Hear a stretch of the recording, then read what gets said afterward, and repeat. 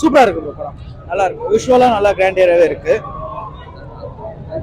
எல்லாமே நல்லா இருக்கு. பார்க்கலாம். ஃபேமிலியோட பார்க்கலாம். நல்லா இருக்கு. அவர் மிரட்டிட்டாரு. அவர் தான் ஹைலைட்.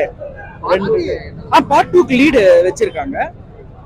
அதே மாதிரி ஆதி புருஷ் எல்லாம் இது கால் தூசு வராதுங்க. அதோடவே நல்லா இருக்கு. பார்க்கலாம். ஃபர்ஸ்ட் வந்து கொஞ்சம் ஸ்லோவா தான் ஆரம்பிக்கும். பட் அந்த இன்டர்வெல்ல இருந்து வேற லெவல்ல இருக்கும்.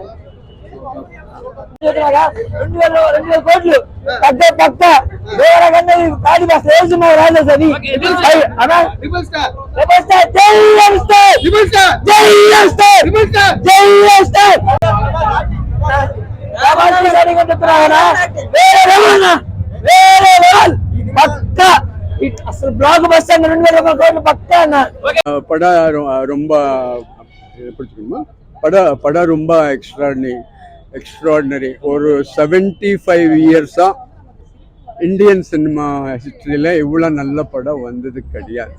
75 வருஷமா இவ்வளோ நல்ல படம் வந்தது கிடையாது. ஆக்சுவலி தெலுங்கு ஃபிலிம் இண்டஸ்ட்ரிக்கு ஒரு ஹிஸ்ட்ரி இருக்கு. ஒரு 50 வருஷத்துக்கு முன்னாடி லவா குஷா பண்ணாங்க, ராமாஞ்சன யுத்தம் பண்ணாங்க, மாயாபஜார் பண்ணாங்க. அப்போவே இவங்களெல்லாம் விஎஃப்எக்ஸ் எல்லாம் ஸ்டார்ட் பண்ணிட்டாங்க. உண்மையான விஎஃப்எக்ஸ் இல்லை, மினியேச்சர் டெக்னிக்னு சொல்கிறோம். மாயாபஜார்ல சாங் வருது, விவாக போஜன் நம்ப. அந்த சாங்ல எல்லாம் கட்டோஜ் கொச்சா இவ்வளோ ஹைட்டாக இருப்பான். அவன் அவ்வளோ ஹைட்டாக இருக்கிறான்னு நீங்கள் காட்டும் போது ஒரு பேலஸ் காட்டணும். அது பேலஸ் காட்டிட்டு அந்த சின்ன பேலஸ் பண்ணிட்டு வச்சு அவன் இப்படி கால் வைக்கும்போது அவன் ஒரு பெரிய பில்லர் மாதிரி தெரியுறான். ஸோ அந்த மாதிரி டெக்னிக்கெல்லாம் தெலுங்கு ஃபிலிமில் தான், மாயாபஜாரில் அண்ட் சம்பூர்ண ராமாயணம். கன்னட ஃபிலிம்லேயும் பண்ணல, தமிழ் சினிமாலையும் இந்த மாதிரி பண்ணல.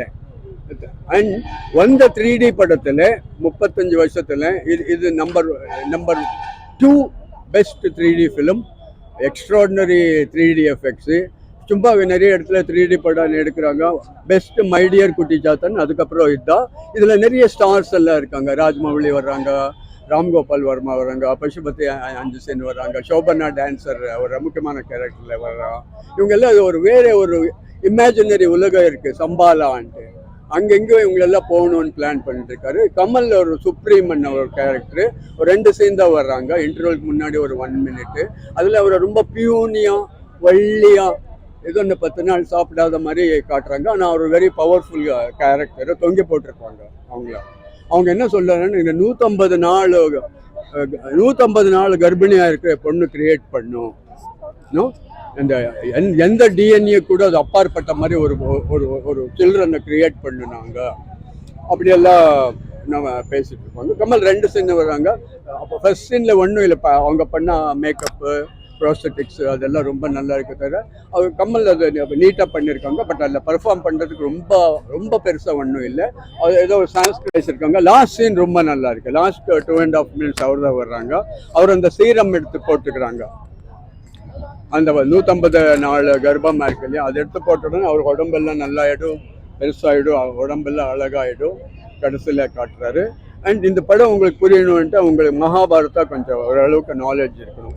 கல்கி பற்றி தெரிஞ்சிருக்கணும். கல்கி பற்றி என்ன சொல்கிறாங்கன்ட்டா, தசாவதாரத்துக்கு அப்புறம் கல்கின்னு ஒருத்தர் வர்றாரு. ஒரு வெள்ளை குதிரை மேலே ஒரு வெள்ளை பெரிய கத்தி எடுத்துகிட்டு வர்றாரு. அவர் தான் இந்த உலகத்தை காப்பாற்றுறாரு. ஒரு கதை.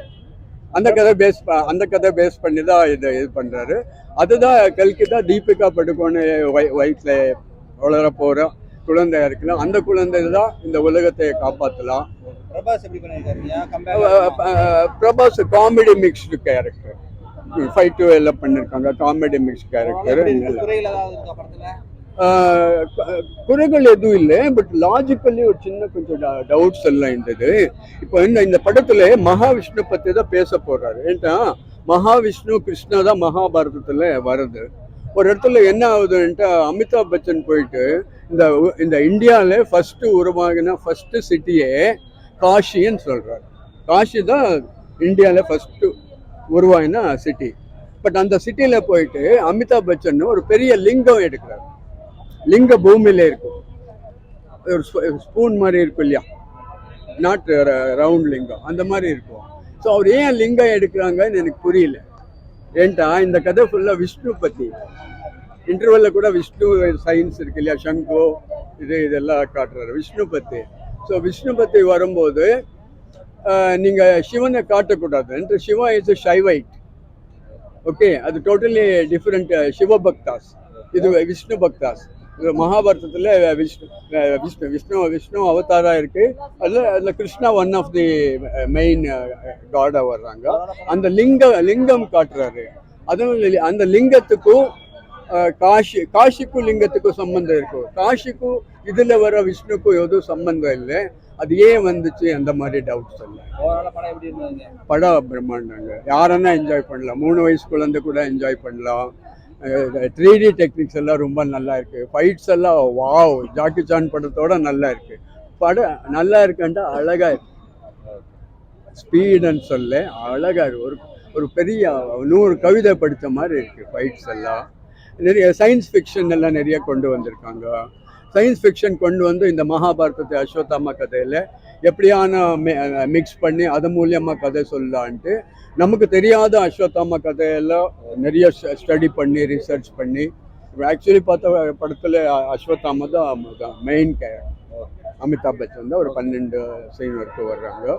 பார்க்கலாம் எல்லாரும் வந்து இல்லை, இப்போ சினிமாவில் எல்லாரும் பார்க்க வேண்டிய யார் யார் நல்ல சினிமா, நல்ல டெக்னீஷியன், நல்ல கேமராமேன், நல்ல எடிட்டர், நல்ல மியூசிக் டைரக்டர், இன்னும் அது எல்லாரும் இதில் இந்த படத்தில் கற்றுக்க வேண்டிய விஷயங்கள் ஒரு 1000 இருக்கு. பாட்டு கண்டிப்பா